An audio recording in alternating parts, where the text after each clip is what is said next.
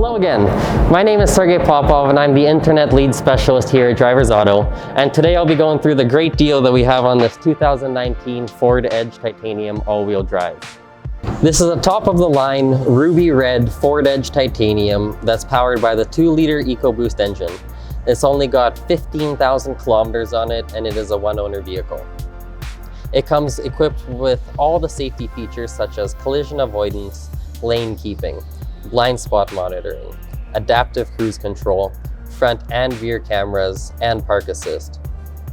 On the inside, we have heated and cooled front seats, heated steering wheel, heated rear seats, navigation, Apple CarPlay, Android Auto, panoramic sunroof, power liftgate, and just so many more features. This vehicle is also winter ready with a second set of studded winter tires on rims. It's all-wheel drive and it's also got a remote starter. It's available today for $34,888, but you'll actually be paying less as we'll take the first 3 payments off the price of the vehicle when you finance. And we do have financing options available up to 84 months. We're doing a huge month-end clear out and all of our prices have been reduced. So don't sit around and miss out on our great deals.